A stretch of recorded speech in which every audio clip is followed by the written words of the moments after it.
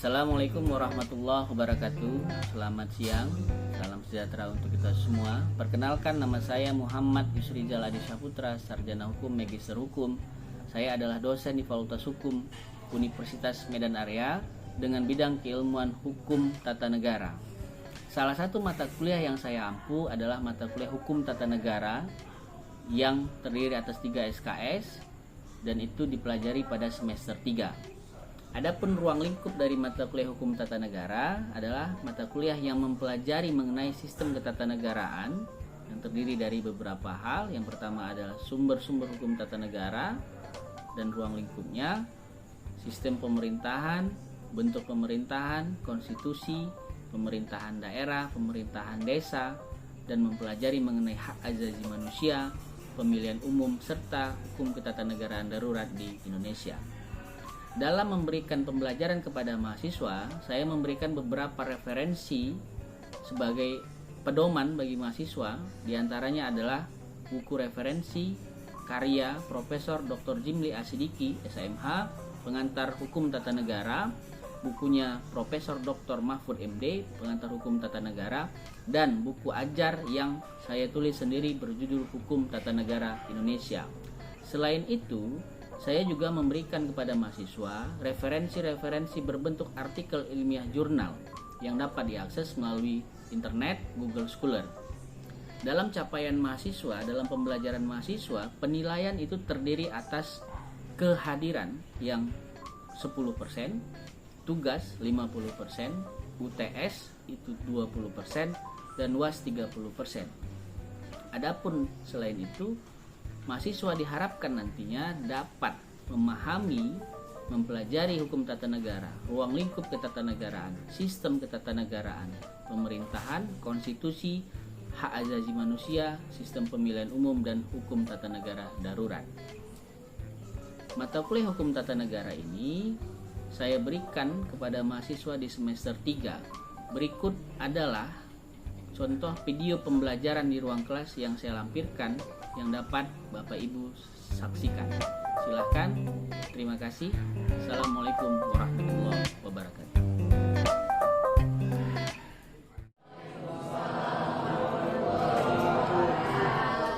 Selamat pagi, salam sejahtera kita semua. Baik, terima kasih kehadirannya dari semua, semoga dalam keadaan sehat. Jadi hari ini kita belajar hukum tata negara, ya. CPMK dalam hukum tata negara ini kepada adik-adik semua, yang pertama adalah agar setiap mahasiswa mengetahui dan bisa memahami tentang ruang lingkup hukum tata negara, kemudian sumber-sumber hukum tata negara, baru kemudian tentang konstitusi, pemerintahan, pemerintahan daerah, kemudian hak asasi manusia, baru kemudian pemilihan umum, baru kemudian tentang tata negara darurat. Jadi itulah materi-materi yang akan dipelajari dalam hukum tata negara.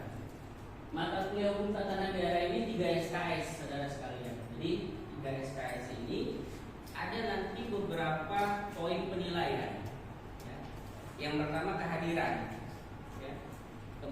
Kehadiran ini 16 kali pertemuan, saudara harus datang ya 14 kali lah atau 15 kali, boleh sekali absen dengan izin. Kemudian ada tugas berupa kuis, ya. Kemudian ada juga tugas dalam arti tugas makalah, tugas pribadi makalah atau kelompok yang nanti akan dikirim melalui email. Baru kemudian tugas mereview buku dan jurnal. Kemudian penilaian ada UTS dan UAS. Selain itu, saudara, hukum tata negara ada beberapa referensi yang bisa saudara kutip dari buku referensi. Pertama, saya juga punya buku namanya Pengantar Hukum Tata Negara. Saudara bisa itu dapatkan di toko buku dan juga di koperasi juga ada. Kemudian bukunya Profesor Jimli Asidiki, buku hukum tata negara. Kemudian Profesor Mahfud MD, buku hukum tata negara. Jadi banyak sekali referensi hukum tata negara yang bisa saudara dapatkan. Nah, kemudian materi bisa saudara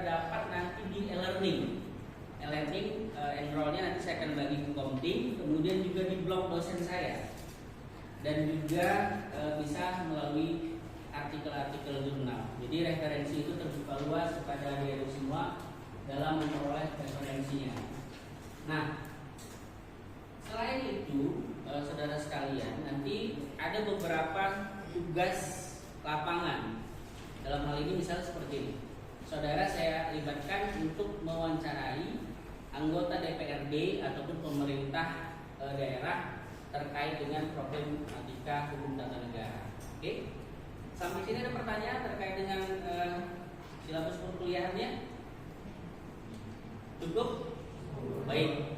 Selanjutnya kontrak perkuliahan. Jadi kontrak perkuliahan itu yang harus saya sampaikan kepada saudara sekalian adalah yang pertama etika berkuliah. Ya, kehadiran mohon saudara sekalian tepat waktu. Ya, kita masuk jam 9.50, saudara harus datang tepat waktu. Ya, kemudian mengenai dalam pembelajaran, ketika sudah masuk dosen dalam ruangan kelas, saya minta kepada saudara sekalian, adik-adik semua, untuk tetap tenang, tidak berbicara, ya, supaya kita dapat belajar dalam keadaan yang tertib. Saudara sekalian, itu adalah kontrak perkuliahan. Nah, apabila nanti suatu saat saya berhalangan, saya akan informasikan kepada komite untuk menjadwalkan pertemuan ulang mata kuliah hukum tata negara ini. Sampai sini ada pertanyaan untuk kontrak perkuliahannya? Cukup? Baik. Nah, materi pertama dalam pengantar hukum tata negara ini adalah mengenai ruang lingkup dalam hukum tata negara, saudara sekalian. Jadi ketika kita bicara hukum tata negara, maka kita akan bicara mengenai ketatanegaraan secara umum dan ketatanegaraan Republik Indonesia. Nah, saudara sekalian, dalam pengatur hukum tata negara, saudara bisa lihat di depan, bahwasanya hukum tata negara ini merupakan ilmu pengetahuan yang menyelidiki ajas-ajas pengertian-pengertian hukum tata negara dalam keadaan saat ini atau hukum tata negara positif. Nah, dalam belajar hukum tata negara, saudara sekalian, kita tidak bisa melepaskan dari sistem hukum yang berlaku di dunia. Kenapa? Karena dalam sistem hukum tata negara Indonesia nanti akan terlihat dia lebih condong kepada yang mana, ya. Nah, saudara bisa lihat di depan bahwasanya sistem hukum yang berlaku di dunia itu ada beberapa, ya. Yang pertama sistem hukum Anglo-Saxon, Eropa kontinental, sistem hukum sosialis, sistem hukum agama, dan sistem hukum adat. Nah, kalau menurut saudara sekalian, kira-kira Indonesia ini masuk dalam kategori sistem hukum yang mana? Silakan sebutkan namanya. Nama saya sistem agama. Jadi di Indonesia ini menganut sistem Eropa kontinental. Mengapa demikian? Karena dari histori-histori yang dari histori sejarah dari situ diambil dari Belanda. Dan Belanda itu kan mengcopy kode apa dari Prancis, Pak. Kode sipil dari Prancis. Ya. Baik. Yang lain silakan. Terima kasih. Yang lain? Ada? Yang lain yang ingin berargumentasi silakan. Kira-kira Indonesia dalam sistem ketatanegaraan masuk dalam ranah klasifikasi sistem hukum yang mana? Apakah Anglo-Saxon, Eropa kontinental, sistem hukum sosialis, kemudian sistem hukum agama, dan sistem hukum adat? Ada? Baik, kalau tidak kita lihat satu persatu. Nah, dalam sistem hukum Anglo-Saxon ini pelopornya adalah Inggris. Jadi Inggris adalah yang mempelopori pertama atau menyebarluaskan kriteria sistem hukum Anglo-Saxon ini. Nah, bagaimana karakteristiknya di Inggris? Ada yang tahu kira-kira? Ini sudah kita pelajari di pengantar ilmu hukum dan pengantar Indonesia. Ada? Apa kira-kira karakter sistem hukum Anglo-Saxon Inggris ini? Salah satunya saja.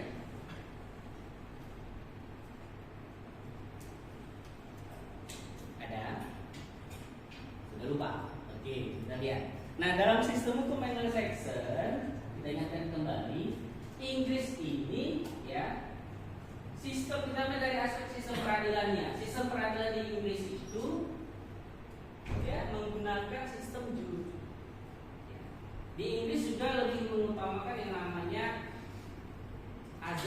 keadilan dibandingkan dengan kepastian hukum. Di Inggris ya tidak mengenal kodifikasi seperti di Eropa kontinental. Ya. Kemudian di Inggris juga sistem hukum Inggris, sistem pemerintahannya ya kalau kita melihat dari asli sistem pemerintahannya maka dia menggunakan sistem pemerintahan apa? Kerajaan negaranya, pemerintahannya parlemen. Ya, nah, Inggris juga tidak di Inggris juga memperlakukan namanya sistem presiden. Artinya apa? Hakim di Inggris itu wajib mengikuti. Ya, mengikuti apa? Mengikuti putusan pengadilan terdahulu terkait dengan perkara yang sama. Nah, kita lihat kemudian sistem hukum Eropa kontinental. Dalam sistem hukum Eropa kontinental itu lebih mengedepankan yang namanya azas legalitas, di mana hukum adalah undang-undang. Di luar daripada undang-undang bukan hukum. Jadi lebih mengutamakan azas legalitas atau positivisme hukum. Ya. Kemudian dalam sistem hukum Eropa kontinental juga dalam sistem peradilannya itu menggunakan sistem hukum majelis. Ya, tidak ada juri di situ. Nah kemudian sistem hukum sosialis, saudara sekalian. Sistem hukum sosialis ini berlaku dulu di Uni Soviet, sekarang sudah berubah. Ada Rusia, Cina, dan Korea Utara. Ini lebih mengedepankan kepentingan umum di atas kepentingan pribadi. Tidak ada hak individual di sana, tapi hak komunal secara keseluruhan. Jadi biasanya sistem hukum komunis ini negara-negaranya bersifat otoriter seperti itu. Nah kemudian sistem hukum agama. Ini negara yang menganut untuk saat ini adalah Arab Saudi, itu menggunakan sistem hukum agama Islam, dan Katolik Roma. Ya. Di Roma itu menggunakan agama apa? Siapa yang agamanya Katolik? Oke, nah di Katolik itu Roma itu merupakan negara yang menganut sistem hukum agama Kristen Katolik, dan itu menjadi pusat agama Katolik. Kalau Protestan di mana? Jerman. Nah baik, kemudian sistem hukum adat. Ini Jepang memperlakukan sistem hukum adat dan Indonesia. Indonesia juga, saudara sekalian, sebelum masuknya pengaruh daripada Anglo-Saxon sudah berlaku banyak hukum adat. Tetapi jika kita kemudian melihat kondisi saat ini di Indonesia, maka sistem hukum yang berlaku, ya, condongnya kemana? Maka akan dapat dikategorikan sistem hukum Indonesia itu lebih condong kepada sistem hukum Eropa kontinental, lebih dekat kepada Eropa kontinental. Dari karakter apa? Kita melihat dari karakter misalnya tentang pengedepanan azas kepastian hukumnya, legalitas. Di Indonesia, undang-undang adalah sebuah hukum, tapi juga memperlakukan hukum adat sebagai sebuah peraturan hukum dalam kategori konteks masyarakat. Nah ini harus saudara pahami juga kan. Nah ini ruang lingkup dalam konteks mempelajari hukum tata negara. Maka yang dipelajari dalam hukum tata negara Indonesia itu adalah hukum tata negara dalam arti yang positif, yang berlaku saat ini. Jadi kalau dalam konteks umum itu kan ada hukum positif yang disebut dengan istilahnya apa? Ius constitutum. Kalau hukum yang akan datang namanya ius constituendum. Apa contoh dari hukum yang akan datang? Rancangan undang-undang. Kalau hukum positif, hukum yang berlaku pada saat ini, pada wilayah negara saat ini, itu namanya hukum positif. Contohnya adalah undang-undang yang berlaku pada saat ini. Nah, sampai sini saudara sekalian ada pertanyaan, silakan.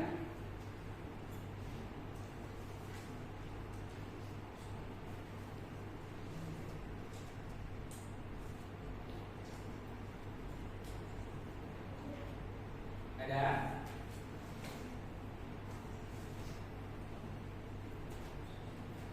Ada? Baik, kalau tidak ada, kita akan melihat bagaimana kemudian cara pendekatan dalam mempelajari hukum tata negara.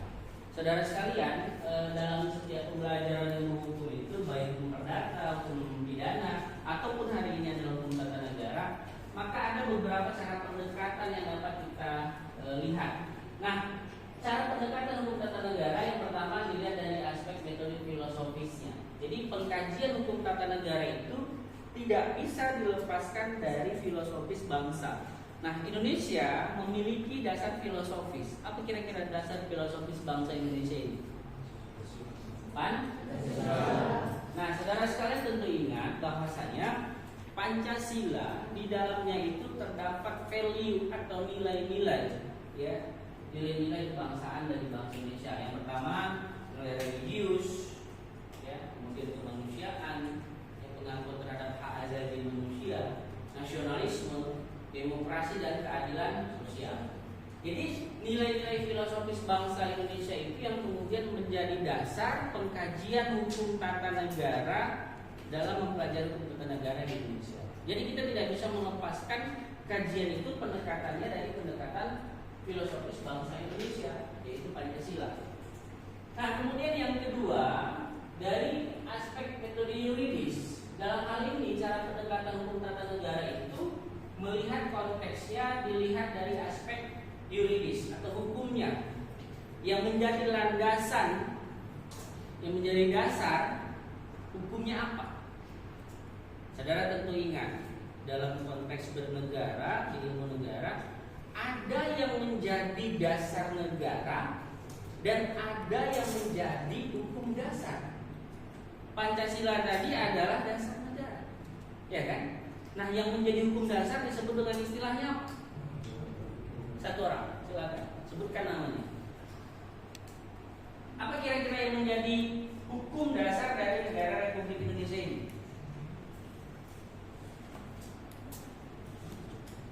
Itu sudah saudara sekalian pelajari di pengantar ilmu hukum, pengantar Indonesia dan hukum negara. Coba kira-kira apa? Coba diulang kembali ingatannya. Hukum dasar yang berlaku di negara Republik Indonesia disebut dengan istilah apa? Apa? Konstitusi. Yang lain? Sebutan lainnya apa?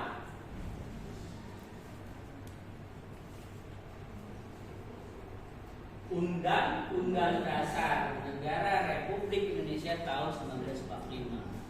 Undang-Undang Dasar Negara Republik Indonesia tahun 1945 atau yang sering kita sebut dengan istilah UUD 1945 adalah hukum dasar. Sebutan lainnya adalah konstitusi, constitution atau grondwet. Dalam bahasa Belanda disebut grondwet atau hukum dasar. Hukum dasar itu mengatur apa? Apa yang diatur dalam hukum dasar?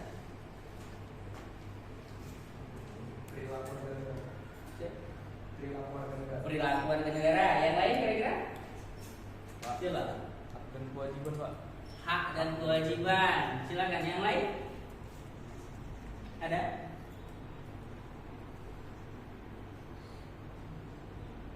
Sudah pernah lihat Undang-Undang Dasar 1945? Sudah kan? Sudah pernah membacanya? Sudah. Sudah belum? Sudah. Apa yang diatur dalam Undang-Undang Dasar 1945 itu? Jadi kan tadi kita bedakan, ada dasar negara, ya kan? Ada hukum dasar.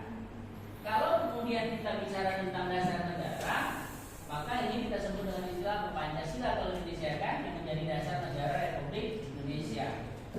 Yang menjadi hukum dasar adalah Undang-Undang Dasar Negara Republik Indonesia tahun 1945 atau yang kita sering sebut dengan istilah UUD 1945. Apa yang diatur di dalamnya? Silakan. Siapa namanya? Yuni mengatakan pembagian kekuasaan, pemerintahan dan hak asasi manusia. Pemerintahan dan hak asasi manusia. Jadi secara konseptual yang diatur dalam hukum dasar itu adalah aturan-aturan dasar dalam penyelenggaraan negara yang terdiri atas pertama pemisahan kekuasaan negara, ada kemudian tentang sistem pemerintahan dan terutama tentang bentuk negara diatur dalam undang-undang dasar. Jadi saudara sekalian, jadi kalau mau melihat bagaimana bentuk negara, bagaimana sistem pemerintahan, bagaimana bentuk pemerintahan sebuah negara, kalau mau cepat, ya lihat undang-undang dasarnya. Negara mana pun itu. Tapi Pak, ada yang berbahasa Inggris, ada yang berbahasa Spanyol. Ya, kalau mau cepat lagi, lihatlah di Wikipedia, kan begitu kan? Cepat di situ ada. Tapi Wikipedia pun bersumber dari undang-undang dasar seperti itu. Selain itu, dalam undang-undang dasar negara itu juga diatur mengenai apa? Ada hak asasi manusia juga yang diatur. Ada hak warga negara diatur, ekonomi diatur, kan? Persoalan sosial diatur, ya. Hak asasi manusia tadi diatur. Jadi selain itu juga mengenai agama diatur. Kalau kita bicara tentang Undang-Undang Dasar 1945, saudara bisa lihat nanti di sini aturan-aturan dasar. Jadi pendekatan mempelajari hukum tata negara juga kita harus melihat dalam konteks yuridis. Kita tidak bisa melepaskan dari landasan hukum dasarnya sebagai hukum yang paling tinggi. Ya, saudara tentu ingat dalam konteks sistem peraturan perundang-undangan Indonesia, hukum dasar, undang-undang dasar menjadi hierarki yang paling tinggi, menjadi hukum tertinggi, ya, yang dimana peraturan perundang-undangan lain, hukum-hukum yang lain harus mengikuti apa yang dikatakan oleh undang-undang dasar. Ya. Ada pertanyaan sampai sini? Ada? Silakan.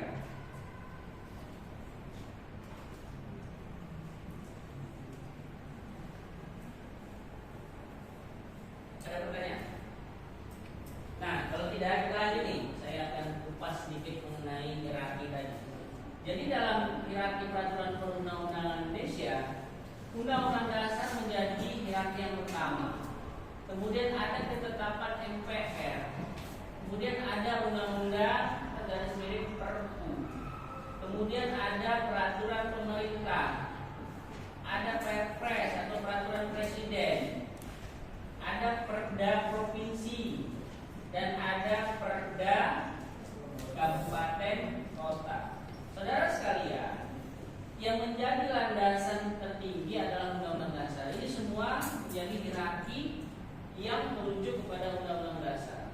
Nanti saudara bisa baca dalam Undang-Undang Nomor 12 tahun 2011 tentang pembentukan peraturan perundang-undangan di Indonesia.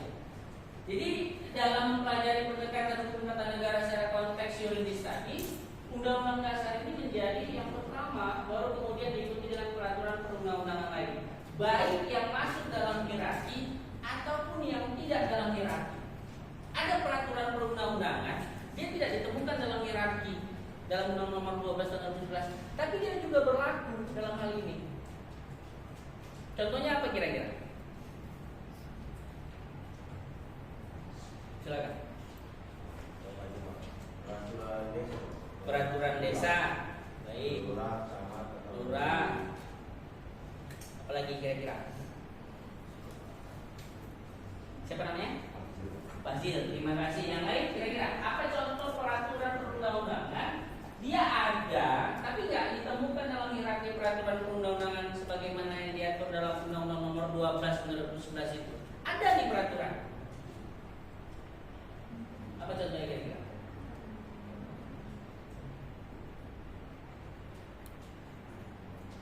Apa kira-kira? Segala peraturan perundang-undangan yang dibuat oleh lembaga-lembaga negara yang tidak masuk dalam hierarki, selama tidak bertentangan maka itu diakui keberlakuan. Contohnya peraturan Bank Indonesia, peraturan KPU, apa lagi? Peraturan menteri, apa lagi?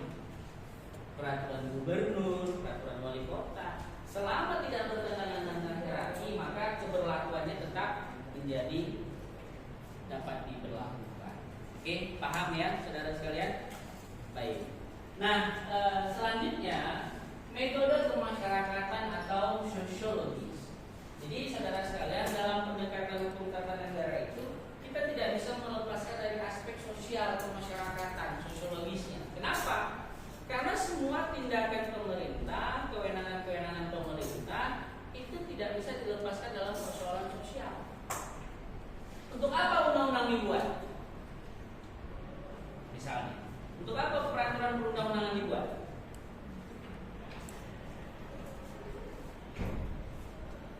Apa tujuan dibentuknya undang-undang? Apa contohnya kira-kira? Apa tujuannya? Silakan. Untuk mengatur perilaku masyarakat. Siapa namanya? Olivia. Baik, terima kasih Olivia. Yang lain silakan. Membatasi kekuasaan. Membatasi kekuasaan. Siapa namanya? Ripka. Ripka. Baik, terima kasih Ripka. Yang laki-laki, suaranya mana? Silakan. Ada? Jadi tujuan dibentuknya undang-undang salah satunya adalah untuk mengatur perilaku masyarakat. Banyak lagi tujuan-tujuan yang tergantung dengan aspek dari pembentukan undang-undang itu. Misalnya undang-undang terkait dengan ekonomi, misalnya undang-undang tentang perbankan, maka selain mengatur hubungan masyarakat terkait dengan persoalan perbankan, juga mengatur hal-hal yang terkait dengan ekonomi dalam perbankan. Jadi tidak bisa dilepaskan dalam kondisi masyarakat. Jadi kegiatan persoalan-persoalan sosial ini juga akan menjadi sebuah aspek pendekatan dalam pembelajaran hukum tata negara. Kadang-kadang dalam prakteknya banyak tindakan-tindakan pemerintah itu yang kemudian menjadi atau memberikan atau ada problematika sosial. Contoh kemarin kasusnya Rempang, iya kan? Ada apa? Kita sebagai orang intelektual harus bisa melihat itu. Banyak kasus-kasus tindakan-tindakan pemerintah yang kemudian dipertanyakan.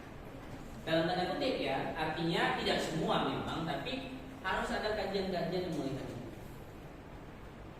Imbasnya, efeknya kepada persoalan sosial masyarakat. Ya, bagaimana kemudian ada penggusuran-penggusuran, bagaimana kemudian ada tindakan-tindakan represif terkait dengan pelanggaran hak asasi manusia, maka itu tidak bisa kita lepaskan dalam konteks kemasyarakatan. Oke, ada pertanyaan? Kalau tidak, kita lanjut dalam metode sejarah.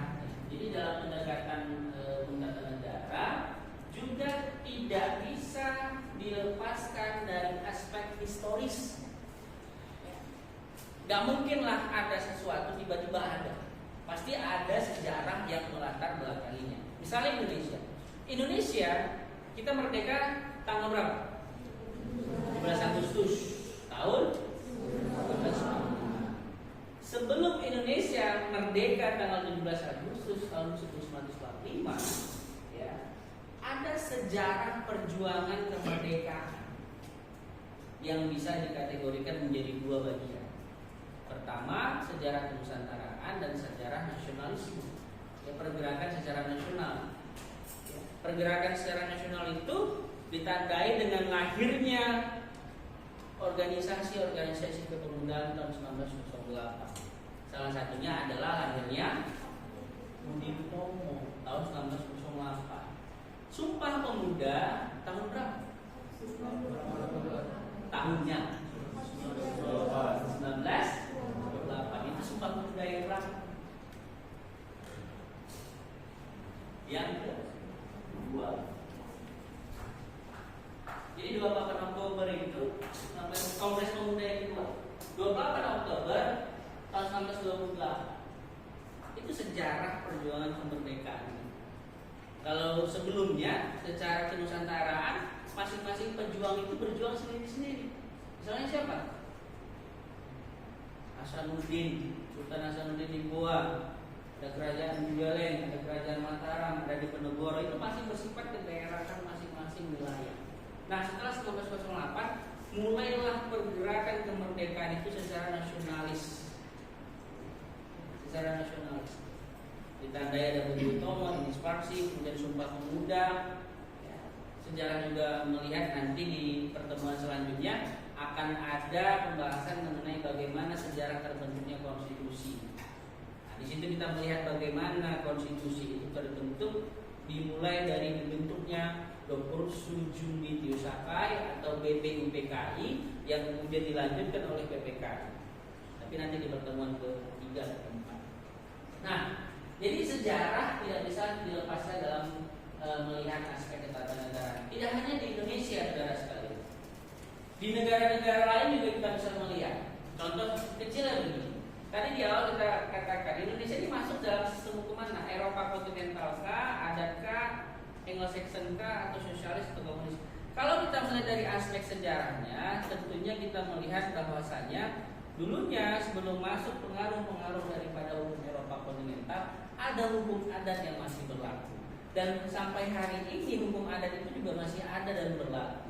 Tapi pengaruh yang lebih condong, lebih besar dalam konteks kenegaraan, pengaruh dari bangsa Eropa, terutama Belanda yang lama menduduki wilayah Nusantara pada waktu itu, yang kemudian memperkenalkan hukumnya, memberlakukan hukumnya kepada wilayah Nusantara, sehingga saudara sekalian ketika belajar di Fakultas Hukum juga mengenal sejarah berlakunya Burgerlijkheidswetboek atau BW, WVS, Wet van Strafrecht, WVK, Wet van Koophandel atau KUHD. Itu semua karena pengaruh dari bangsa Belanda. Di mana Belanda itu sendiri pun dipengaruhi oleh Prancis dengan Code Civil Napoleon Prancis. Jadi kita mengenal hukum perdata, bahwa perdata Belanda itu dipengaruhi oleh Code Napoleon. Code Napoleon sendiri pun dipengaruhi oleh Yunani, jangan Romawi, Corpus Juris Civilis, jadi Kekaisaran Justinus. Jadi itu pengaruh historisnya, sehingga KUH perdata yang berlaku saat ini itu dipengaruhi sejarahnya, dipengaruhi oleh KUH perdata Belanda. Begitu juga dengan KUH pidana Indonesia. Bahkan yang lebih hebatnya waktu zamannya Hindia Belanda menggolongkan bangsa Indonesia ini, Nusantara pada waktu itu dengan 3 golongan yang tunduk pada hukum. Yang pertama apa? Golongan Eropa. Kemudian ada golongan Timur Asing dan golongan Bumi Putra. Yang masing-masing golongan ini misalnya, ini siapa namanya? Akbar. Pada waktu itu misalnya Akbar, saya ini kan pribumi. Itu tunduk terhadap hukum adat. Kalau mau tunduk kepada hukum Eropa, maka dia harus menundukkan diri. Misalnya gini, tidak bisa orang-orang pribumi melakukan kegiatan hubungan hukum dengan orang Eropa kalau tidak jelas pakai hukum yang mana. Makanya digolongkan Belanda pada waktu itu. Sehingga kalau ada orang pribumi mau berdagang dengan orang Eropa, Belanda pada waktu itu, dia pakai perjanjian hukum yang mana? Belanda kah atau adat kah? Tapi biasanya itu akan tunduk kepada hukum Belanda. Kenapa? Karena Belanda menganggap hukum mereka itu lebih mengedepankan kepastian hukum karena tertulis. Beda dengan hukum adat. Makanya tadi ciri-ciri Eropa kontinental tadi lebih mengutamakan kepastian hukum. Kenapa? Karena dia mengkodifikasi hukum. Kemudian sejarah juga memperlihatkan bagaimana hukum-hukum yang ada di Belanda itu diberlakukan di wilayah Hindia Belanda dengan azas namanya adalah konkordansi. Itu istilahnya azas konkordansi. Memberlakukan hukum di wilayah negeri Belanda pada waktu penjajah, kemudian diberlakukan di wilayah Nusantara yang menjadi wilayah jajahan mereka. Itu anggapan dari Belanda. Nah, baik, itu yang bisa saya sampaikan dalam pendekatannya. Ada pertanyaan? Silakan.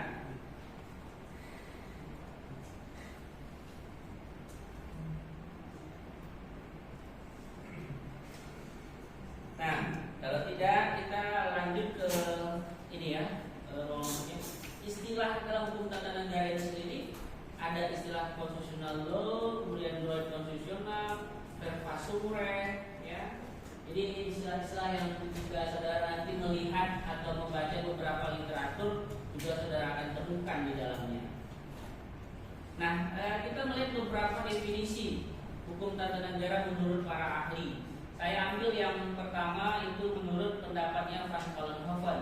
Beliau mengatakan bahwasanya hukum tata negara adalah aturan yang mengatur semua masyarakat hukum atasan dan masyarakat hukum bawahan menurut tingkatannya, dan dari masing-masing itu menentukan wilayah lingkungan rakyatnya, dan akhirnya menentukan badan-badan dan fungsinya masing-masing yang berkuasa dalam lingkungan masyarakat hukum itu, serta menentukan susunan wewenangnya dari bidang tersebut. Itu menurut Franz Vollenhoven.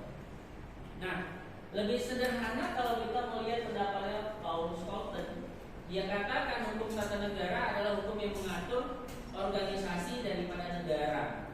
Van der Port bilang hukum tata negara peraturan perundang-undangan yang menentukan badan-badan serta struktur yang diperlukan dan wewenangnya masing-masing, hubungan antara lembaga negara yang satu dengan yang lain, dan hubungan antara individu dengan individu. Lokman bilang hukum tata negara hukum yang mengatur organisasi daripada negara. Jadi kalau saudara lihat tadi beberapa literatur yang mengatakan definisi-definisi dari hukum tata negara tadi, memang secara sederhana kita dapat mengatakan hukum tata negara itu adalah hukum yang mengatur mengenai organisasi daripada negara yang di dalamnya ada kekuasaan-kekuasaan pemerintahan, kemudian hubungan antara pemerintah dengan rakyatnya, kemudian tentang hak asasi manusia, tentang sistem pemerintahan dan bentuk negara, dan juga tentang pemilihan umum.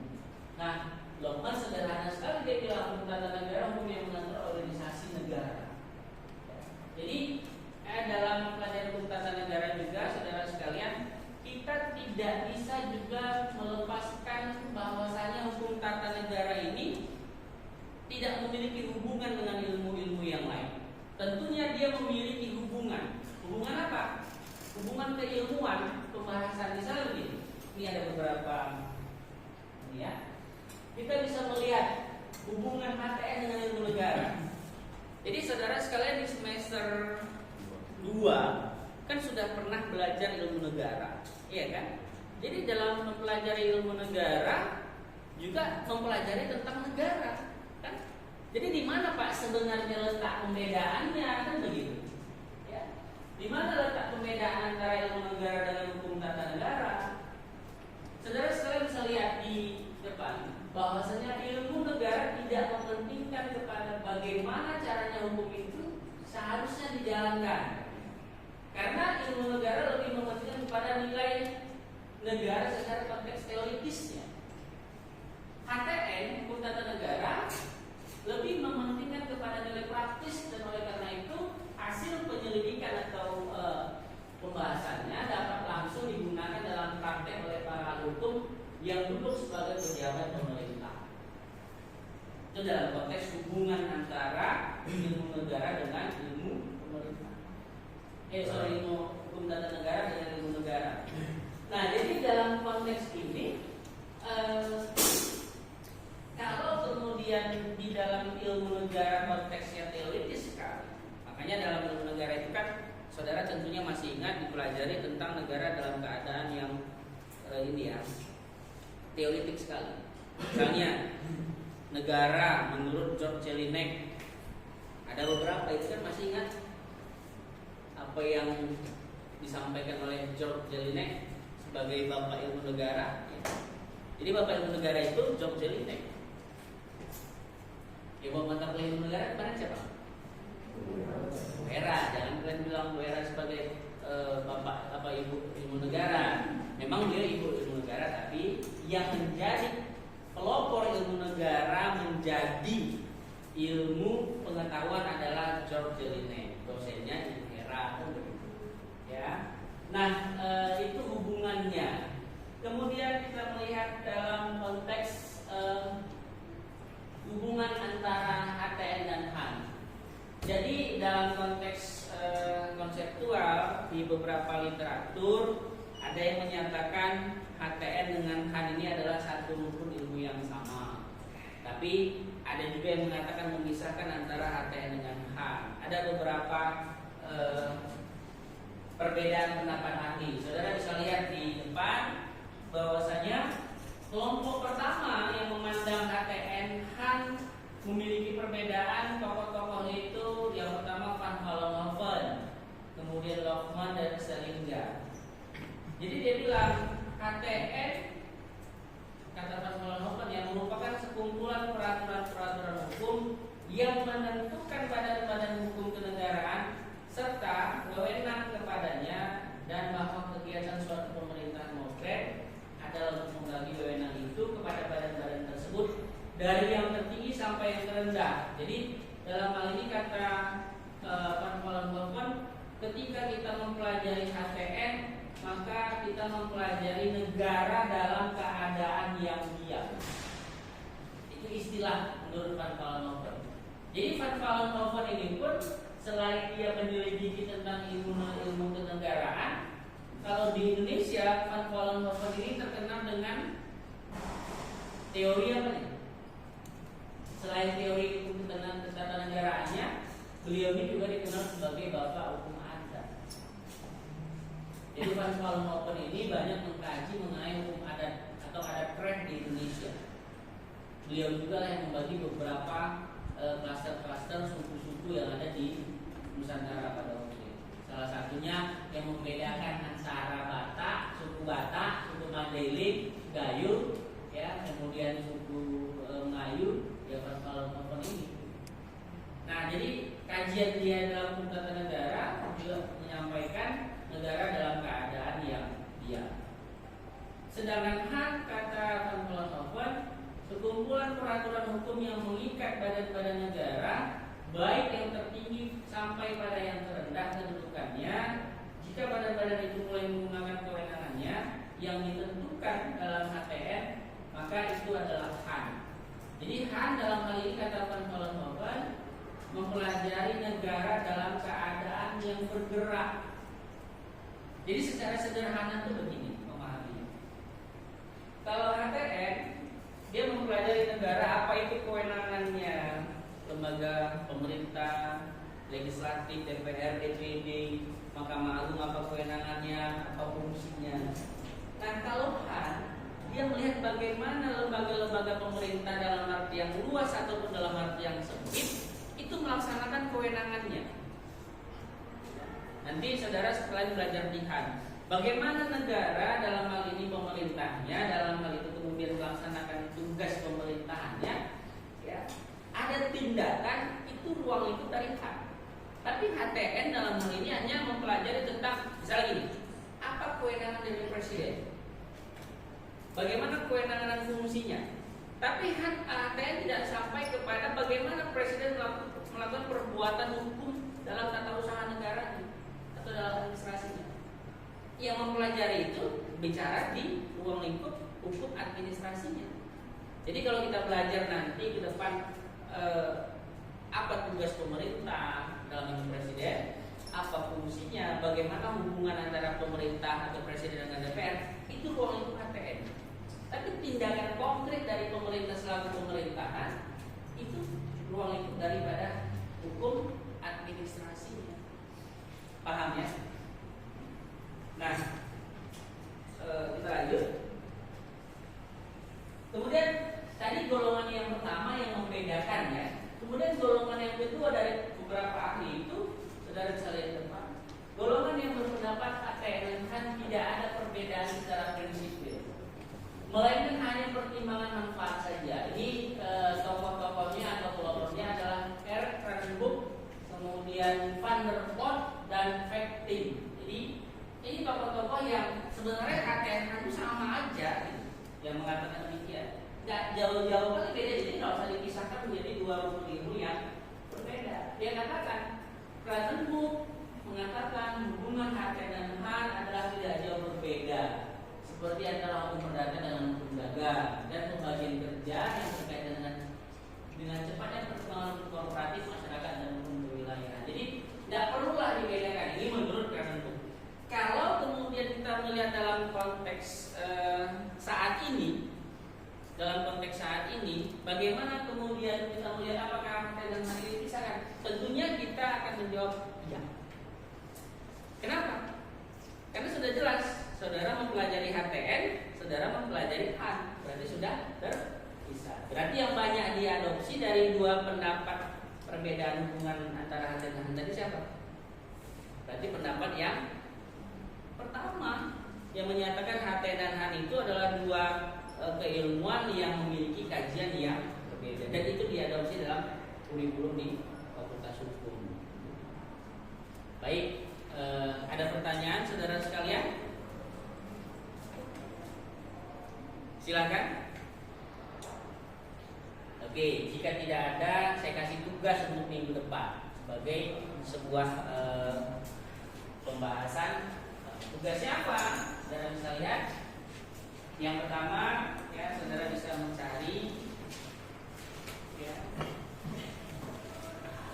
tugas ya, saudara sebagai tugas untuk kajian minggu depannya. Materi minggu depan kan materi mengenai tentang sumber-sumber hukum tata negara. Jadi tugas dari saudara sekalian, adik-adik semua adalah mencari ya apa itu sumber hukum yang pertama. Kemudian setelah menemukan definisi dari sumber hukum itu, ya, jadi sumber hukum dalam konteks yang umum bisa, sumber hukum dalam pengertian menurut para ahli juga bisa. Silakan. Lebih bagus yang menurut pendapat ahli, ya. Misalnya Utrecht mengatakan sumber hukum itu terdapat terbagi menjadi dua, misalnya. Silakan. Anda cari di dalam beberapa referensi. Jadi setelah memahami menuliskan di situ apa itu sumber hukum, baru kemudian klasifikasinya. Dan itu akan menjadi tugas kita minggu depan. Oke? Ada pertanyaan untuk tugasnya? Cukup? Tugasnya menjadi tugas diskusi di binder saja. Ya, nanti kita diskusikan untuk minggu depan. Jadi masing-masing dari saudara mencari di beberapa referensi dan dituliskan di binder. Oke? Ada pertanyaan saudara sekalian? Cukup? Baik.